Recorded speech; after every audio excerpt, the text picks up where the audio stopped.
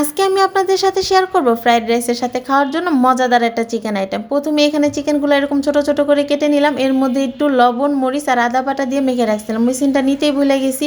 তারপর এর মধ্যে দিয়ে দিলাম টেস্টিং সল্ট, তারপর দিয়ে দিলাম একটু গোলমরিচের গুঁড়ো। এখন দিয়ে দেবো একটু ডিম, যেহেতু আমার অল্প একটা ডিম পুরা লাগবে না, তাই চামচ দিয়ে উঠায় যতটুকু লাগলো অতটুকুই দিয়ে দিলাম। এখন এটাকে দেওয়ার পরে হাত দিয়ে একদম চিকেনগুলোকে ভালো মতন মাইখা নিব।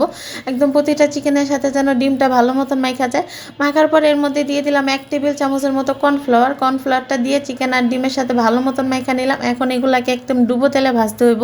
ডুবো তেলের মধ্যে একসাথে দিয়ে দিন না, আবার একসাথে দিলে কিন্তু সব দলা পাইকা যাবো, তখন আর চিকেনটা ভালো হইব না। সব এমন সিঙ্গেল সিঙ্গেল করে একটা একটা করে দেওয়া লাগবো। আর তারপর এগুলাকে একদম নাইড়া চেড়া ভাইজা নিতে হইব। একদম করকরা ভাইজা ফেলেন না, হালকা করে ভাজতে হইব একদম ব্রাউন কালারে। তারপর এগুলোকে সুন্দর মতো তেলের থেকে তুলে নিলাম। আর এই যে সুন্দর চিকেনগুলো দেখতেছেন, অর্ধেক কিন্তু আমার পেটেই চলে গেছে।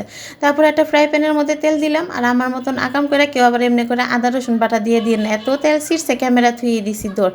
তারপর তেলের আর আদার মধ্যে দিয়ে দিলাম পেঁয়াজ, মরিচ আর চিকেনগুলো, আর সাথে হলুদ ক্যাপসিকামও দিয়েছি। সব কিছু দিয়ে ভালো মতন তেলের মধ্যে কিছুক্ষণ ভাইজা নিলাম। তারপর রান্না করতে যাই দেখি যে চিলি সস শেষ। তারপর আর কি করবো, চিলি সসের বোতলটা দিয়ে দিলাম।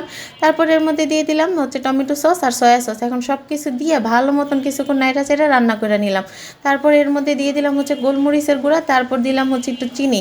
এখন সবগুলো সুন্দর মতন আবার মিশিয়ে নিব। মিশানোর পরে কিছুক্ষণ পরে এটা যখন একটু ঘন হয়ে আসবে, তখন এর মধ্যে দিয়ে দিব 1 চামচ কর্নফ্লাওয়ার বেশি দিয়ে না, তাহলে কিন্তু একদম বেশি জমাট বেঁধে যাব। মানে বুঝে বুঝে অল্প করে দেওয়া লাগবে। আমি এখানে 1 চা চামচের মতন দিছিলাম।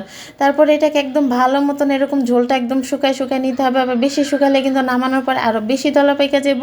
একদম একটু হালকা গ্রেভি রেখা এটাকে নামায় নিতে হবে। দেখছেন কালারটা কি সুন্দর হয়েছে। নামানোর সাথে সাথে বাটিতে ফ্রাইড রাইস নিয়ে খাইতে বসে পড়বেন। ফ্রাইড রাইস শেষ হয়ে যাবে, কিন্তু চিকেনের স্বাদ মুখের থেকে শেষ হবে না।